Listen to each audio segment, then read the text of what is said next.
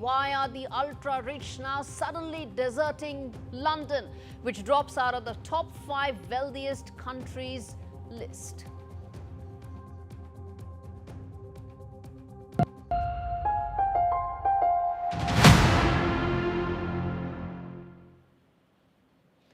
So after years of cat and mouse games across international borders, India has scored a stunning breakthrough in a rather dramatic turn of events. The fugitive diamantaire Mehul Choksi, the key accused in the 13,000 crore rupee Punjab National Bank scam, has been arrested in Belgium. He is a citizen of Antigua, but he was in Europe for some medical treatment, which is why he's been arrested there. Diplomatic and investigative victory indeed.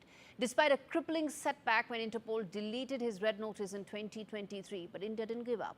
The CBI and the Enforcement Directorate pressed forward open-ended arrest warrants, relentless tracking and dogged diplomacy. Choksi sought refuge in Belgium under the guise of medical treatment. Indian agencies watched and waited. When whispers emerged of a possible escape to Switzerland, India struck, and it struck fast. Arrested on 12th of April, Choksi now sits in a Belgian prison as extradition proceedings gear up, facing charges of orchestrating one of India's biggest banking frauds. Mehul Choksi, along with his nephew Nirav Modi, is accused of siphoning funds using fake guarantees and insider collusion at PNB's Brady House branch. The long arm of Indian justice just got longer, and it's not letting go. And it seems that this is just the beginning of Mehul Choksi's return to face the law. So what's the latest there, and what really are the charges that Mehul Choksi is facing, and what's this scam all about? My colleague Vishal Vivek decodes that for you. There are multiple charges against Mehul Choksi, but it all boils down to this figure, 13,850 crore. That is what the authorities have alleged, and the PNB, the Punjab National Bank, has alleged that is the amount this individual, in association with other perpetrators, he defrauded the organization of this huge amount that equates to about $2 billion in US currency. So what are the agencies doing about this? So far there are two agencies, two of the topmost agencies, CBI and ED, who have wanted Choksi for a while now, ever since he escaped India, and they have been pursuing this case for a while, and there's some lead in the case now. But for now, we can say that for years that they tried, they finally have some results to show, but it's still to be seen whether that materializes in the form of extradition or not. Moving on. So what are the charges exactly? So they amount to corruption and money laundering, to be precise, and there are some other charges that we earlier spoke about, and that this pertains to Punjab National Bank, which is the second largest bank in India, second largest public sector bank in India. So this was a huge case when it happened. It was reported first by Punjab National Bank itself, which flagged the case, and as soon as this case was flagged, Mehul Choksi fled the country, and Nirav Modi also fled the country. Both are related to one another, so that will also have to be seen by the authorities how they handle the case, in the sense that Nirav Modi is in the custody of UK authorities. Okay, now you know what are the charges against him, but what's the latest there? Pablo Guterres joins me live from Brussels to talk about the process that is at stake here and what could be the next steps to watch out for. Pablo, help us decode as to what lies next in terms of the process here for Mehul Choksi.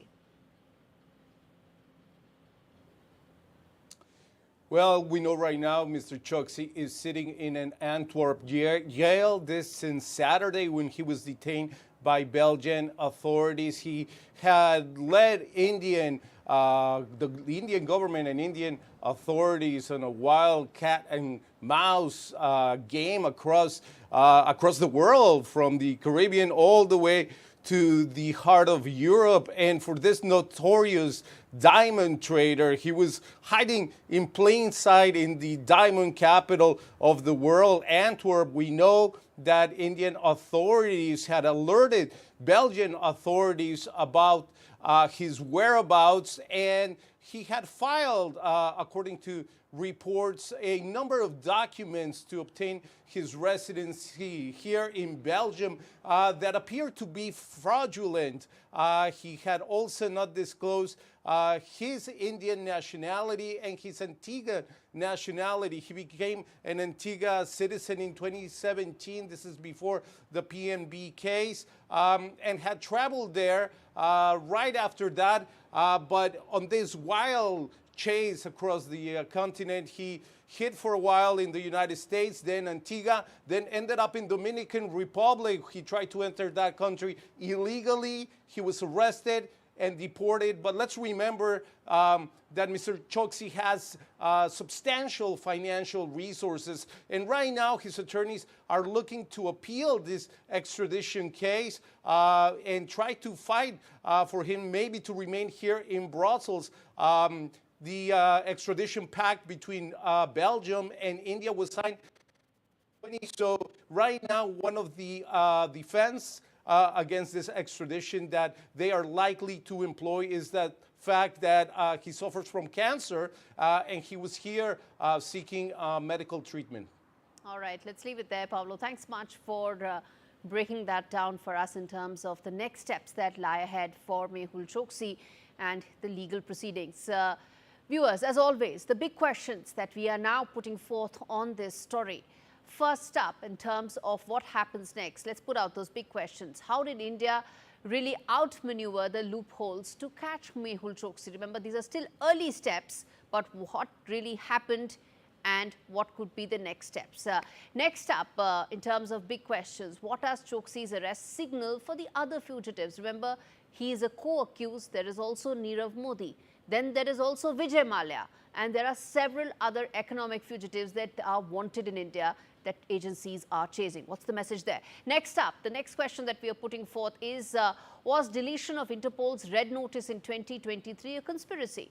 And next, the other key question for the arrest of Mehul Choksi that we are asking, which is that in terms of, can the move reshape global cooperation in terms of white-collar crime? That's the, as I said, there are economic fugitives that India is hunting, and will this set a precedent as to how can agencies cooperate on that? All right, let's get in Hari Prasad, SV, as well as AP Singh to talk more about this in terms of what lies ahead. And Mr.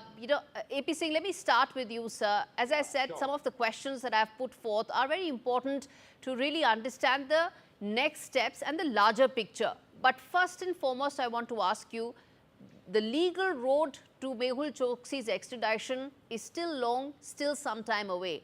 How optimistic are you that this could happen very soon for Mehul Choksi? Well, I'm very optimistic of the fact that he has been arrested. That is a big step. As far as extradition is concerned, we have to go through the process. You have to first prove that whatever offenses he's committed are offenses in Belgium. There has to be sufficient evidence because these are all economic crimes, So we have to give sufficient evidence to the courts that yes, there is enough evidence to extradite him and put him on trial. And thirdly, we have to guarantee human rights. That is the most important thing as far as Europe is concerned, EU is concerned. You have to guarantee human rights. Now, there are too many sort of impediments towards this extradition. His wife is a Belgian citizen. He's living there. He's not an Indian citizen. He's got an Antiguan citizenship. He has residency in Belgium. So all these factors will come into play, and you have to go through the entire trial process. It's not like Absolutely. There's a process tomorrow there. he's going to be given to us. Absolutely, I agree there. And the legal process. Yeah, go ahead, sir. Finish your point. Just give me my point. But I must credit the investigating agencies and also the legal teams, because if you notice, Mallya has been extradited by every court. It's only the Home Secretary who is stopping his extradition. Every court in England has said, yes, he should be extradited, but the Home Secretary is not giving the order. Nirav Modi has been in prison for 6 years, so I don't think it's a very pleasant situation for him. I mean, so the system has worked. And even Mehul Choksi, if he's going to be in prison, he would be better off coming to India and taking There bail is a and process facing there. The the court. legal process is there. Hold Yeah, your thoughts, sir. I'm going to come back. I want to get in Hari Prasad as well. I'm going to sure, come back to you, sure, sir. sure. The fact is, yes, there is a legal process there. There is also a Supreme Court in Belgium. It will have to go all the way till there because he's entitled to all his appeals, so on and so forth. But Hari Prasad, as the whistleblower in the largest, biggest banking scam, biggest fraud in India, how soon do you think the truth will actually now come out, given the fact that Mehul Choksi has been arrested and there's hope that India will be able to get him soon? How soon, no one knows. But in your opinion, will we get to the bottom of the entire banking fraud soon? The truth is already out there. It is the question of getting him back here. Everybody knows the truth, and it is evident from various charge sheets filed on Mehul Choksi. And there is nothing to be hidden there. We just have to go through the process of extradition from other countries because he has been holding multiple country passports and citizenships, I don't know, resident permits. So it's not going to be easy task for us to get him back. But I hope Indian government is strong enough to get him back at any possible level.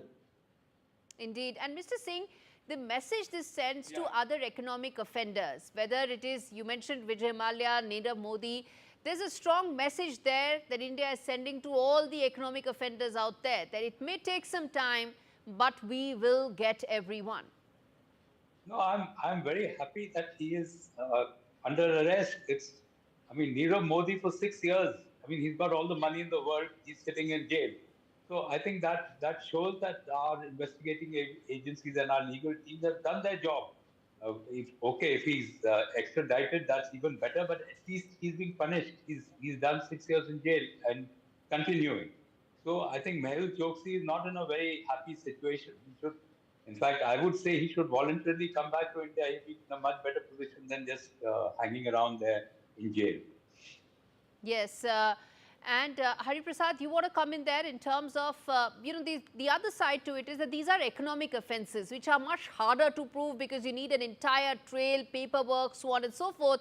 How do you think this will now be seen and tried, given the fact, as I said, these are economic offences which take longer to prove because you need that paper trail? All the paper trails are definitely available with agencies. There is nothing hidden here. When they file the charge sheets by Punjab National Bank, all the paper trails, all the money trails are already given. Even in my case, I have all the evidences given to the courts, given evidence to the CID Bangalore. They have filed a charge sheet based on the evidences given. So the question is to get him back is not going to be easy because this guy is smart. He has a fat wallet. He can buy the best of lawyers all over the world, and he can prolong it as long as he can. If he was supposed to come by voluntary leave, he would not have gone back because he was known to be committing this fraud. Even when I was in India in 2016 and 17, he was in India. But he did maximum damage to the country by taking away almost 25 to 30,000 crores to the best of my understanding. And he left. Why will he come back voluntarily? He will not come back voluntarily. He will use all means available in his hand to stay abroad and live abroad. Why will he come back? Indeed, and delay this as much as possible. Absolutely. Yes, he will delay and he may escape also because last time when he was in Antigua, everything was done. All the paperwork was correct. Everything was done. The entire team went to Antigua. Entire team also, they have taken a private aircraft to bring him back. But we had to come back empty-handed. Why? If we cannot get him back from a country like Antigua, how easy it is going to be to get him back from Belgium? Mr. Singh, you want to come in there? That's a very fair point Mr. Hari Prasad is making. No, I'm very happy that he's in jail because I don't think it's easy to extradite. Nobody from EU to India has been extradited so far except for Abu Salem, who came 20 years ago. After that, we have not had an extradition. Whether it's from England, even that Sanjay Bhandari, who's wanted for some these arms dealing cases, his extradition has been rejected. Malia was extradited, all in court. Then finally, in the end, I don't know what happened. The Home Secretary stopped it. Nirav Modi is a good example. He's in jail for 6 years. That's punishment enough. He's there. And I hope Choksi stays in jail, because getting a person from EU and human rights is a very important issue there. And finally, after everything is exhausted, you can still go to the European Court of Human Rights. That is also an option, the last option, where you say Yes. that in India, the prison conditions are bad, I'll be tortured, There I'll are die. And then, there are impediments, but there is hope because the first step has yeah, been achieved. yes. Indeed. Yeah, I mean, main thing is he's in custody. I think that's very Absolutely. The important. main thing is he's in custody. I'm going to leave it there, Yeah. gentlemen. Thank you so much for joining me on India Global today. Welcome.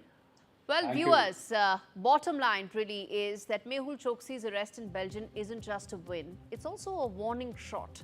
After years of playing cat and mouse, the net has finally tightened. Despite the red notice setback, Indian agencies stayed the course, proving that no fugitive can outrun the long arm of Indian justice forever.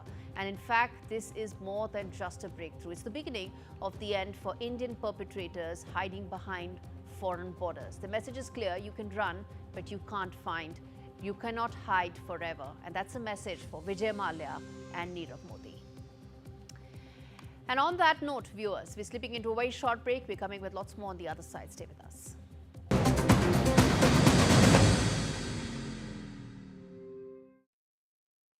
If your garage looks like this, you need Tougher Man.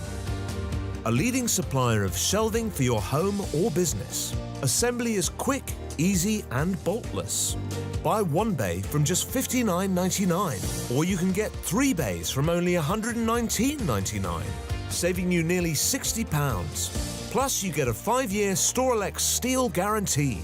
Order now at tougherman.co.uk. Whether you're setting up a new nest, starting your own flock, or they just keep on growing, get more time to pay with VeryPay. You can buy now and pay up to 12 months later, and pay no interest, with nothing to pay at checkout.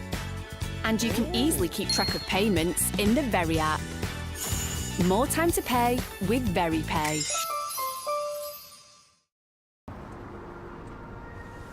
You ever thought about yours? Funeral? Yeah. Flowers, service. Everyone there. The more the merrier. Even your ex, Mark? It sounds a bit mad, but I think I want to be buried with these. Scatter you where? I think here. Yeah, it's your day. You have what you want. What about you with your ex, Sue? Which one? Start your plans. Talk to Co-op Funeral Care. No child should suffer the torture of trachoma, but so many are in pain right now. Nananga's lashes have turned inwards. They rip and tear away at his eyes. Pomelo's sight could be gone forever. He's just 3 years old. Kofanga screams for his mother. His eyes are so infected that he can't even see her. For so many children in the world's poorest countries, trachoma is torture. It's a painful infection often spread by flies, and it's destroying children's eyesight. But it could be stopped if you help today. By calling 0800 038 4926 and giving £1 a week to Sightsavers, you can help make sure children get the treatment they desperately need. You'll help us bring them the medicines and the care that can treat infections. And that means you'll be helping to save children from the torture of trachoma and a life of blindness. Please help us reach them. Call 0800 038 4926. Text C13 to 82727 or go online and give just £1 a week now. Because we need you to help save the sight of children like Nananga. We need you to help save them from the torture of trachoma.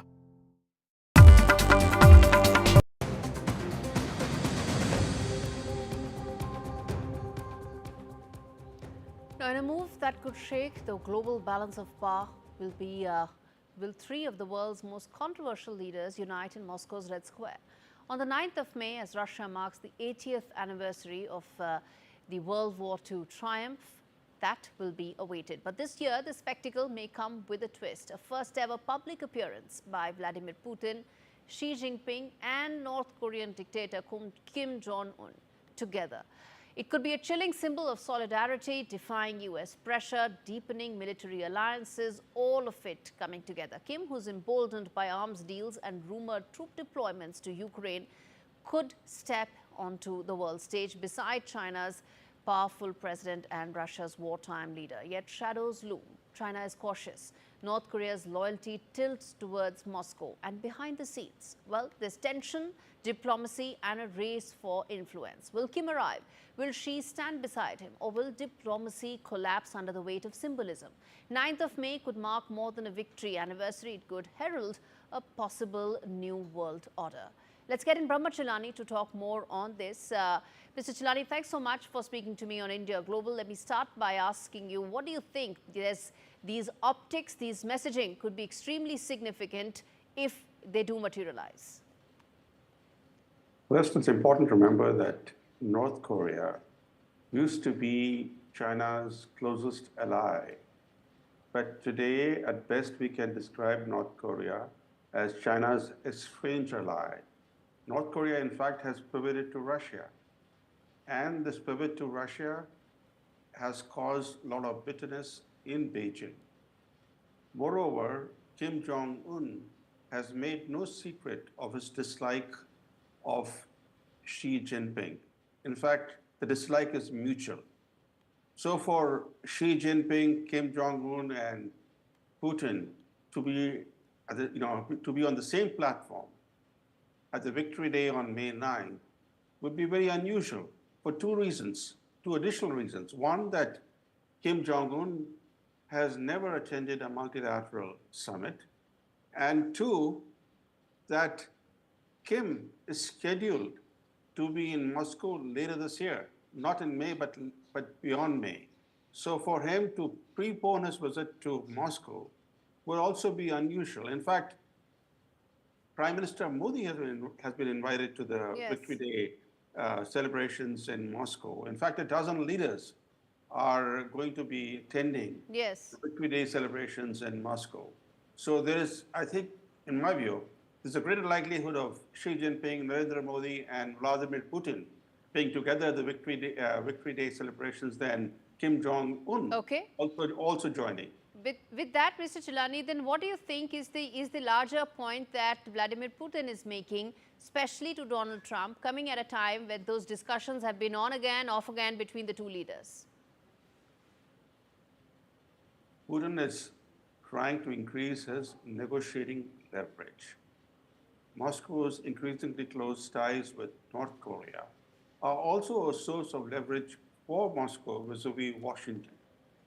So these developments, including closer ties with North Korea, Putin is seeking to leverage those ties in his talks with Trump.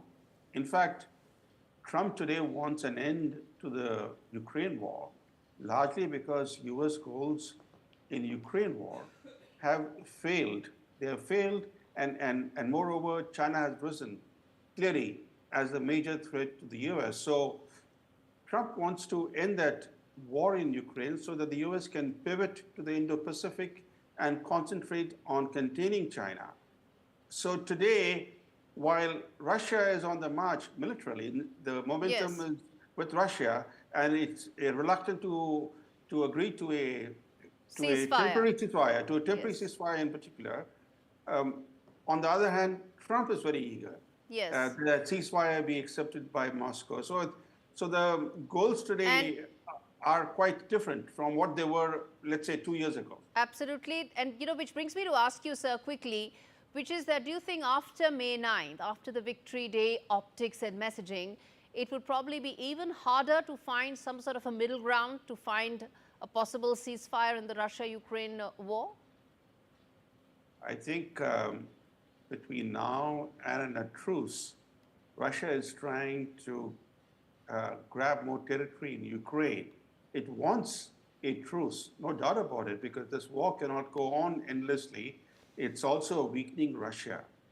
Russia would like to strike a deal with Trump, Yes. but a deal that seeks to ensure Yes. that Ukraine remains neutral post ceasefire. Right. That it should not, be co-opted by the West. The Europeans should not be arming Ukraine.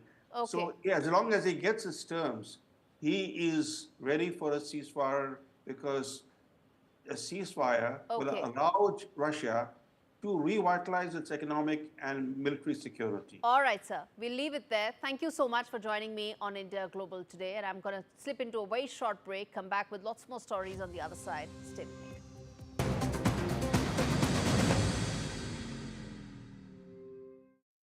Nothing beats a celebration. And at Tesco Mobile, we're ringing in 30 years of Club Card with deals like the awesome new Samsung Galaxy A56 with 12 gigs of data for just £27.99 a month with Club Card prices, saving you £144. Better yet, that price is frozen for the duration of your contract. And you can even bag a £30 Tesco gift card too.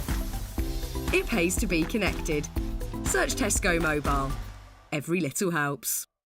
We all know animals have feelings. They depend on kindness, just like you and me. So imagine how they feel when they're beaten, starved, and unloved. Every minute, the RSPCA is called on to save animals in physical agony and mental torment. It's unbearable to see the pain in their eyes. We refuse to give up on them, but to rescue them from a life of fear, we urgently need animal lovers like you to donate today. Please call 0800 121 4260 or text KIND to 84903 to give £2 a month to the RSPCA.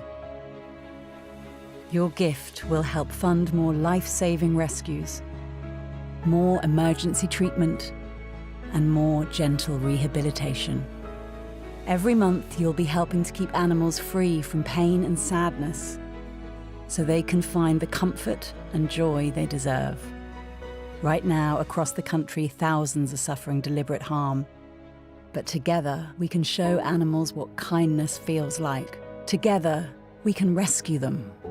So please, call 0800 121 4260, text KIND to 84903, or visit our website to start your monthly donation today. Thank you.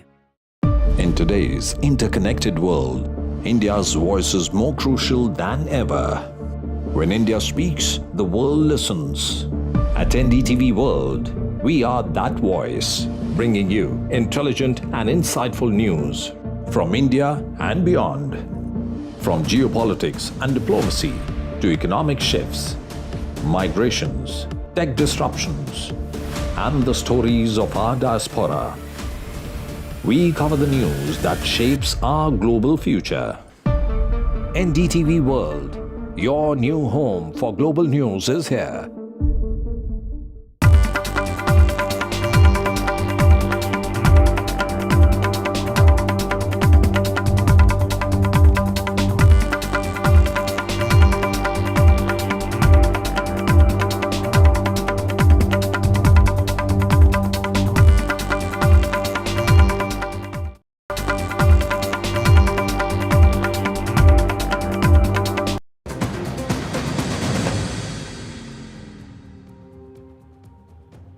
After a week of on again, off again Trump's tariffs, which has now, the dust has settled in on the additional levies that will be applicable to all countries. On India Global, we decode how will this impact the Indian economy.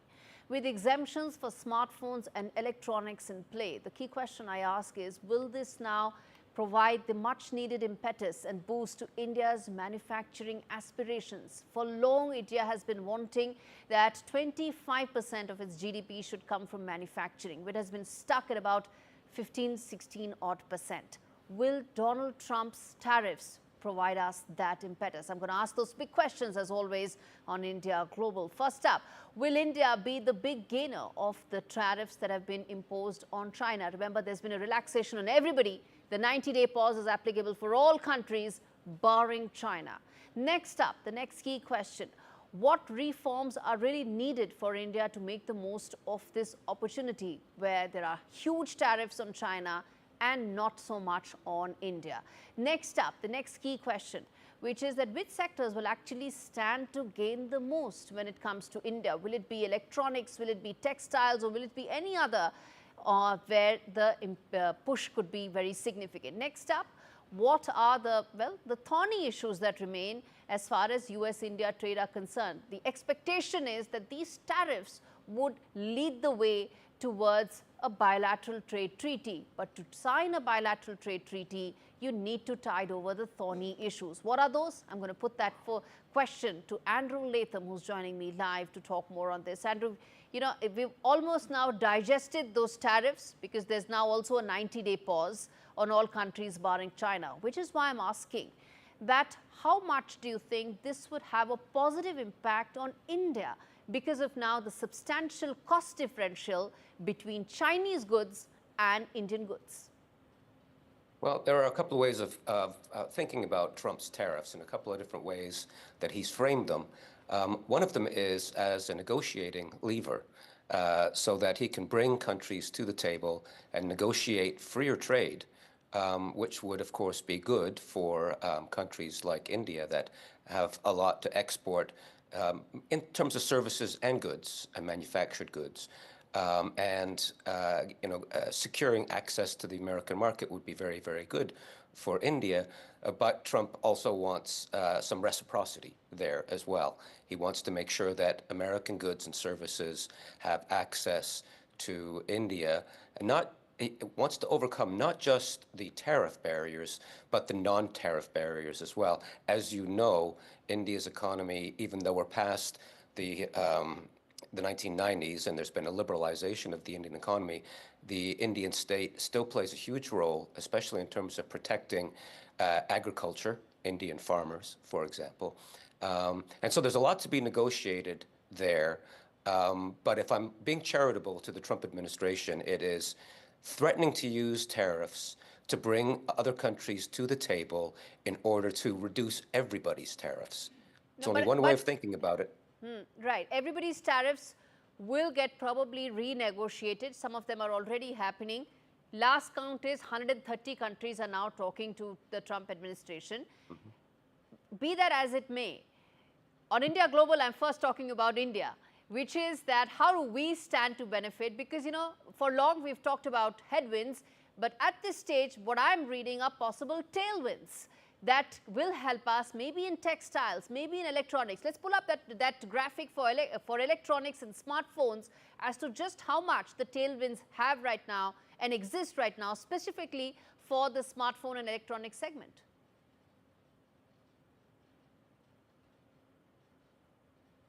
Andrew? Well, again, I think there's simply India has comparative advantage with respect to certain kinds of manufactured goods. Some of them are at the low end of the value-added scale, T-shirts and textiles and things like that. Some of them are at the higher end. And to the extent that the Trump administration can, first of all, eliminate its own tariffs on India, but then encourage India to reform its internal marketplace in certain ways, it could be a win-win situation. There could be a lot more bilateral trade between India and the U.S., which could benefit both Indian and American consumers. The devil, though, always is in the details. What kind of deal will be done?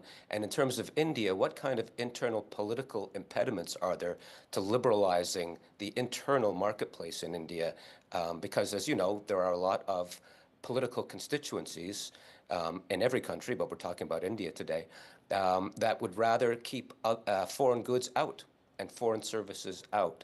And so, again, we're back to a situation in which if this leverage that the Trump administration is bringing to bear can, first of all, reduce Indian tariffs, but also help India liberalize its internal marketplace. Again, I think that would be very good for Indian consumers, but it remains to be seen.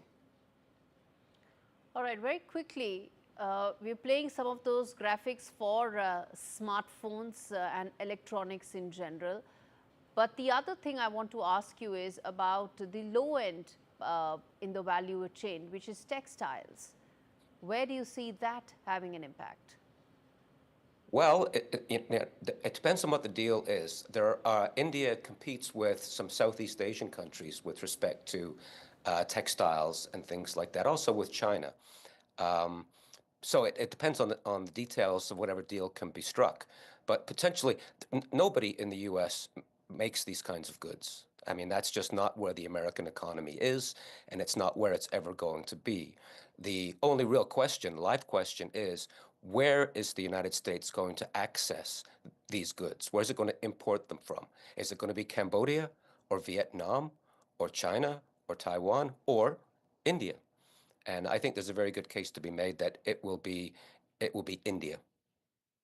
Let's leave it there, Andrew, on what this means for India. Bottom line, viewers, is that there are many pluses and several minuses of the changed economic scenario that India is now living in. On the plus side, I said this earlier, I'm saying this again, India's electronics exports to the US are going to be a big beneficiary. They've been on the rise.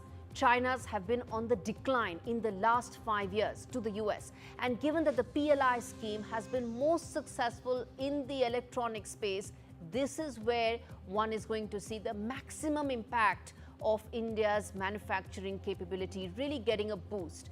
Textiles could be the other. Why? Because US is the largest importer of textiles, and the tariff differential now, as things stand, between India, not just China, but also Vietnam and Thailand, is significant, which means that on one end we can take care of the higher value chain, which is your smartphones, electronics, and on the other end you can take care of the lower end of the value chain, which is textiles. The big test, of course, will come in the agri sector, where at some point of time a give and take will have to be seen, because that, in my opinion, could be a thorny issue that Indian policymakers will have to find an answer to for the Trump administration to be able to solve and sign that trade agreement. Well, as things stand, viewers, as far as the Trump tariffs are concerned, this isn't the last we have heard of it. This will be not the last. But as we discuss this, there's also been another development in Washington. It turns out one of the loudest voices behind Trump's trade war with China may have been, well, not real. At least that's what it looks like. A fake expert may have had real influence in Washington. This report tells you exactly what the story is.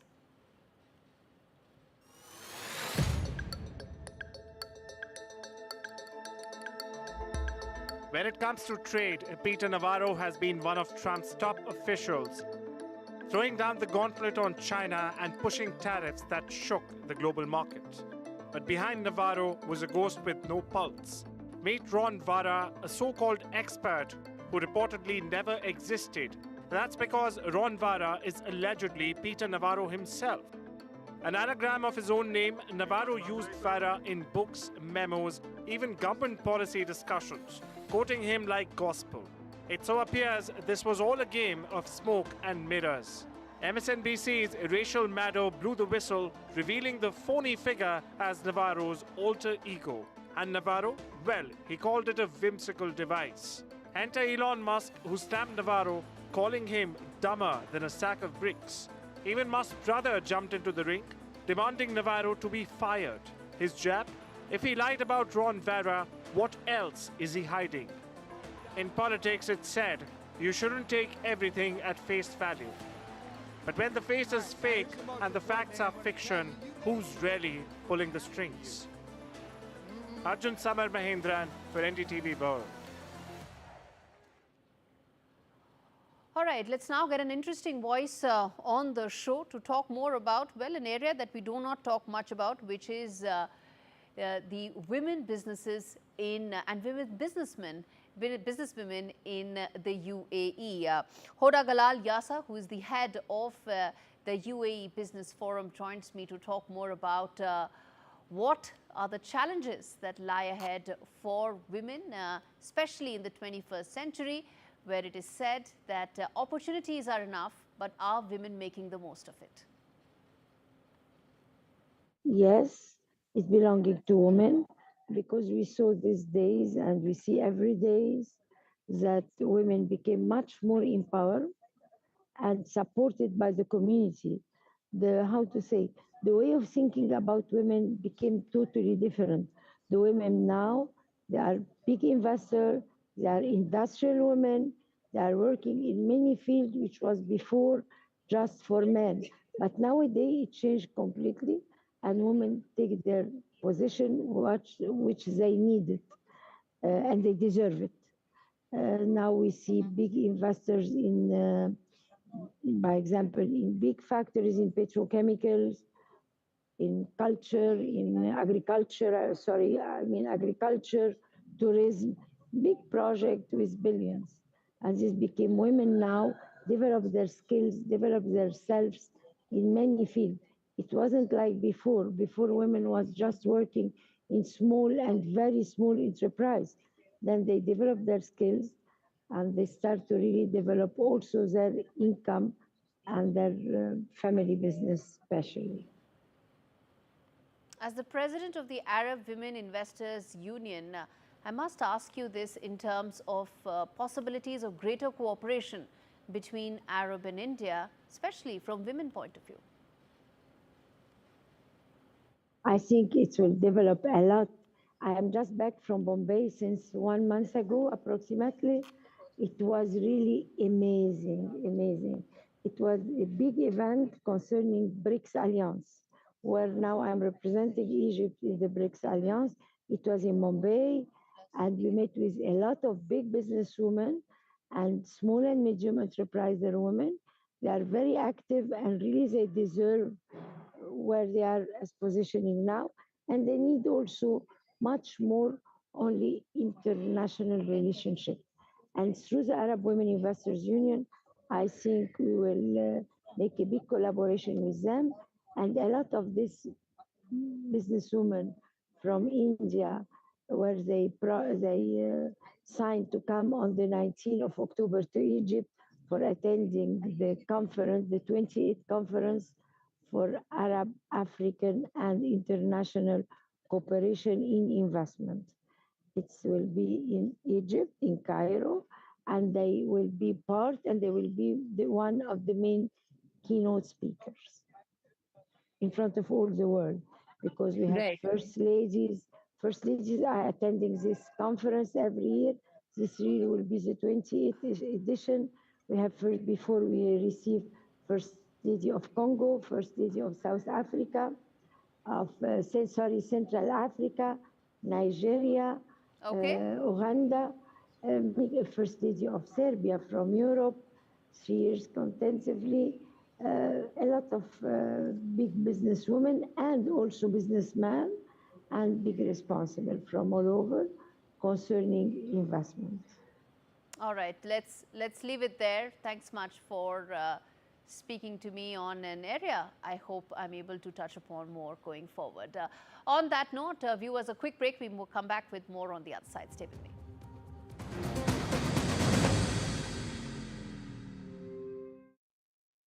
Protect what matters to you with Simply Safe Home Security. Get our Which Best Buy rated starter pack from under £200. There's no safe like Simply Safe.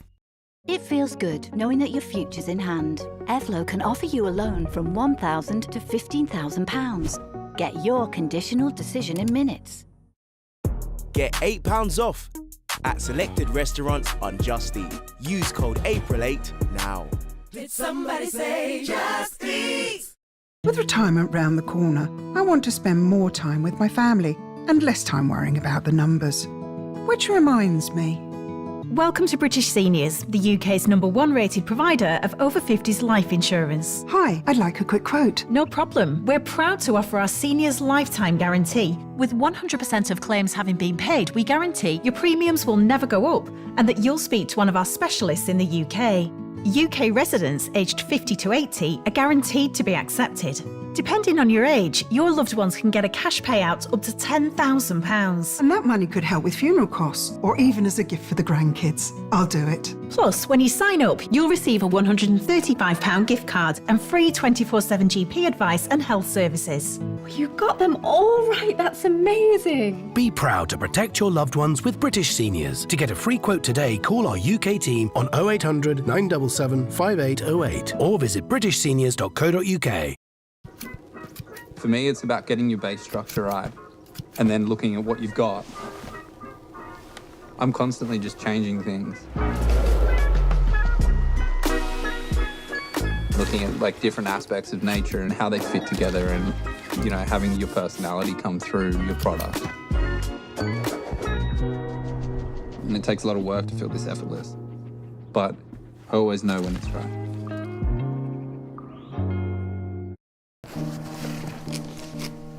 I'll fix him, love. Poor pet. Just shows you never know what's going to happen. Which reminds me, I need to protect the life we've built. That's why I'm looking into smart family life insurance. Hi, I'd like a quick quote, please. OK.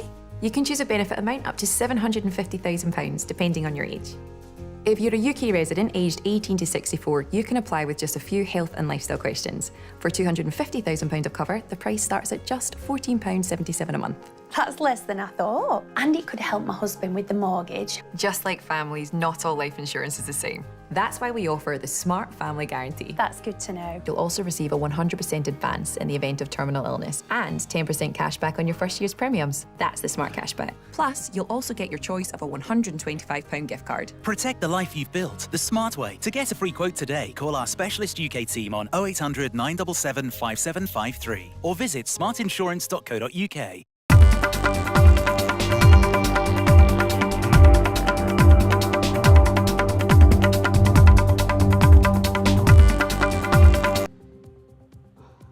The glitter of London is dimming as the city's millionaires are now making, well, an exit faster than we can speak. 11,000 millionaires fled London in 2024 alone, the largest exodus in recent memory. Why? From steel magnate Lakshmi Mittal to top financiers, the message is clear. London is now losing its edge. Once a crown jewel of global finance, London now faces a reckoning. High taxes, post-Brexit fallout, and the end of the non-dom tax regime. A deal breaker for the ultra-rich. From Singapore to San Francisco, the wealthy are chasing opportunity and shelter from rising tax burdens. London just slipped out of the top 5 wealthiest cities for the first time in decades. The rise of Asia, the boom in US tech hubs, and the fall of the London Stock Exchange. Is this the end of London's reign or just the beginning of a new world wealth order? The rich are on the move, and it seems that the world map of money is being redrawn. What does this mean for the UK? And is this a trend that is now irreversible? Let's get a Nicholas Nugent to talk to me on this. Nicholas, this should be, if the Labour government is watching these trends, they should be deeply worried because you do not want the wealthiest leaving your country. Well, if I may say so, I think you've slightly overstated the case. I mean, it's true that the non-dom status, so-called, which allows non-permanent residents, no, I've got this a bit wrong, but those who earn money overseas to avoid UK tax. Now, that's changed, yes. And that's, I think, the most significant part of the change of tax regime you're talking about. And it's true that that has led a certain number of rich people to leave the UK for perhaps a more comfortable regime. But I think it's really only quite a small part of what's going on. And as I say, I don't think, as you put it, London has ended its status in that way. Maybe it's no longer the tax haven it was for some. And you mentioned the fall in the stock market. Well, that's very much to do with what's going on in the United States, the tariff regime. And indeed, our stock market hasn't fallen as sharply as that in the United States. So I see it as a sort of gradual change. I take your point about London Stock Exchange, that markets are something that could be also immediate because they are reacting to Trump tariffs. But the fact is, in the last decade, there are only 2 cities where the number of billionaires or millionaires have actually gone down. One is Moscow, for obvious reasons, of course, and the second is London. So it's not a trend that started yesterday. I'm talking about a decade-long trend. Well, I would find it harder to explain that because I don't know. Maybe you're right. Maybe that they find it more attractive to live in the Middle East, for example, in Dubai, but London has a lot of attractions. I don't live in London myself. I live in the west of England. So, and I'm not a millionaire, so I can't really judge what has led people to flee. But yes, the tax regime has tightened. And I think actually I would say that it's come more into line because you see, if I earn money in India, I don't get paid in the UK unless it's been cleared through the two tax authorities. And the same if I earn money in the United States. I have to submit tax papers to show that my tax regime is a UK one. So I think really what's happening with this non-dom status removal is really just bringing things into line, making sure that even the rich are subject to the same tax jurisdiction as those who are less well off.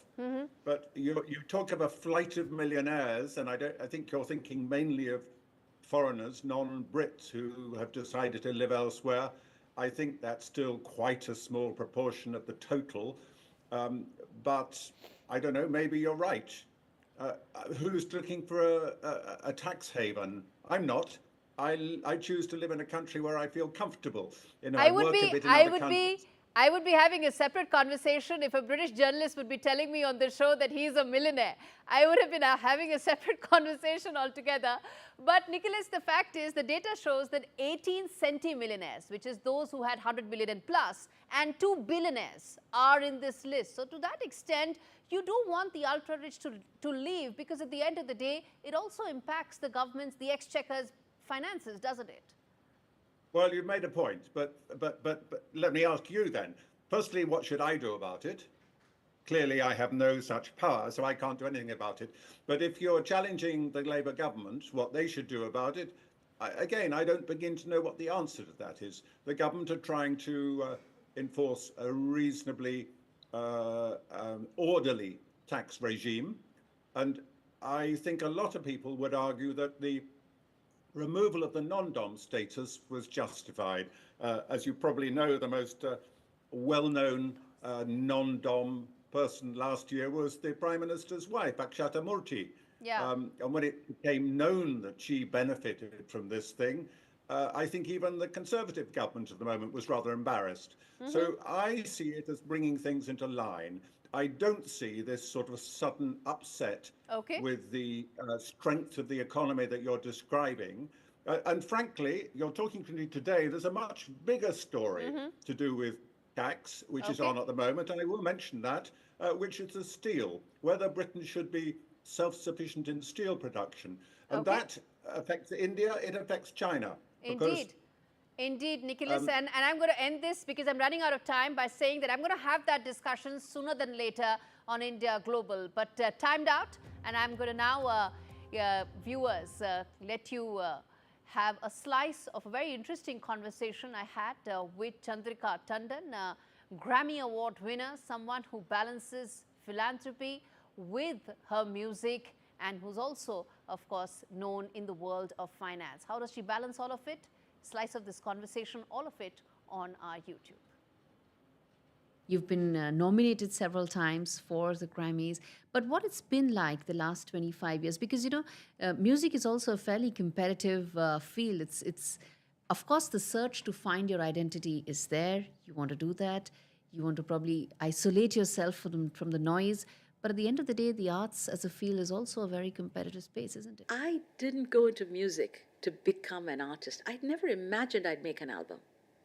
It wasn't why I went into music. I went to music to sing. You know what I would do when I started singing? I became a music beggar. I truly would. I heard for the very first time, I heard Pandit Jasraj sing. And I heard him, I was sitting in the first row because I was a patron of this arts organization. I didn't know who he was. I never heard Hindustani music. I'd been in Brazilian, Carnatic, all of that, but never much with Hindustani. I sat in the first row, and then he started singing. And then for the next 4 hours or 3 hours that he sang, I must have cried through the entire concert of his because it was so beautiful, so magical. And in my mind, I said to myself, I want to learn from him. And, like this, but of course, most of these people take students when you're They're 5 young and yeah. they live with them and they travel with them and do all of this. But the universe has a way of working. And I've got to tell you a very wonderful story about Pandit Jasraj, who I wanted to learn from, but I didn't know him. And I went to a concert of his after that again. Somebody calls me up. This is a week or two after I'd had this incredible experience, and I'm telling God or the divine, I want to learn music this way. I want to experience music where this combination of bhakti and notes come together. This is what's going through my head. I'm praying. I don't know quite how I'm doing it. A friend of mine randomly calls me up and he says, 2 weeks later, and he says, and this is so bizarre, the coincidence, that I can't call it a coincidence, I call it universal synchronicity. He says, oh, I'm a single guy, and I'm going to have Pandit Jasraj to my house for dinner tomorrow. But they have just called me up and given me a list of dietary requirements for him, which I cannot meet because I'm a single guy. I was going to order Chinese food, but he doesn't eat onions, he doesn't eat garlic, he doesn't eat anything. I don't know what to do. Do you think we can move the dinner to your house? And, because you've got cooks and stuff, so maybe you can do it. I said, of course, this is the guy I've been dying to meet. Yeah. So this is how I met Pandit Jasraj, and then I begged him to teach me. And I met all these teachers. So for me, this journey of finding music was never about performing.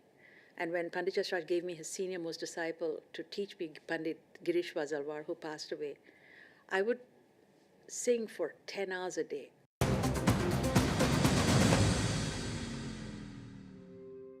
You've been nominated several times for the Grammys, but what it's been like the last 25 years? Because, music is also a fairly competitive field. It's of course, the search to find your identity is there. You want to do that. Save up to £468 on your car insurance. He's just used Confused. JustUsedConfused.com. We know that living with diabetes can make daily life a challenge, and we're here to help. I felt very low with the diagnosis and very lonely as well, and embarrassed. I think people don't necessarily realise the impact that being diabetic can have on you, and the amount of extra decisions you have to make a day through carb counting every single thing you eat. If you're struggling with the everyday challenges diabetes can bring, become a Diabetes UK member today. Receive this informative welcome pack and Balance magazine. Balance magazine has been very good in giving me tips to manage my diabetes on a day-to-day basis. One of the things I was recommended to do was exercise. What motivated me was my love of dance, and I got that back. Join a community that really understands. Call 0800 035 7605 or go online to become a member for just £3 a month. These 3 words mean you're getting busy. Whoa, that is Hitman.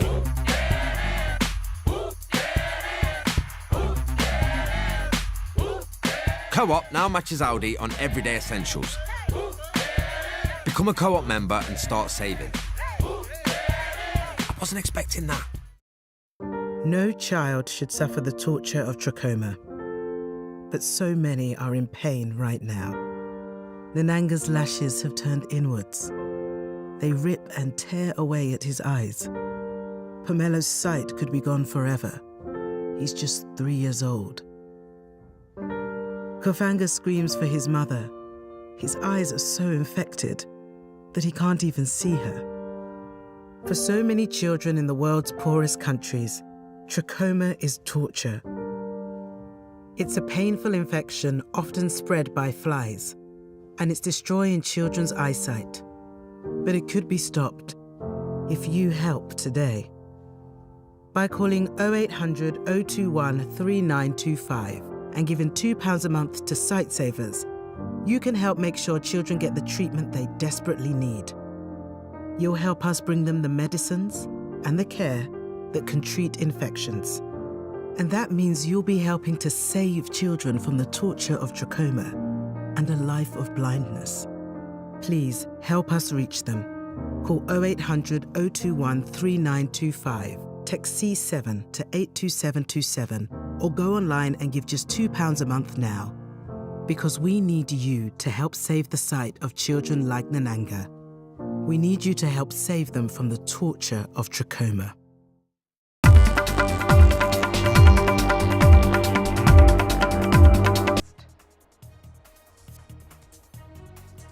On Murshidabad violence, TMC's shocking claim. TMC has alleged collusion between the BJP and the BSF now.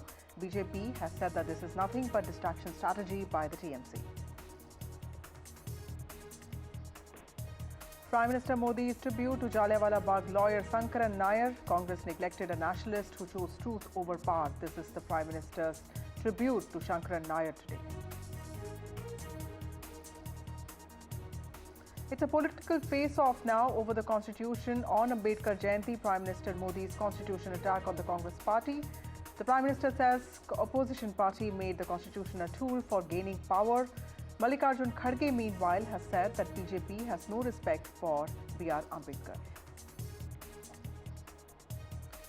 50 bombs remark Rao. Aam Aadmi Party Congress face-off. Cops have summoned Punjab leader of opposition Pratap Singh Bajwa. Congress has said that this is AAP's shameless misuse of power, while Bhagwant Mann has said that Congress is the one spreading fear in the state of Punjab.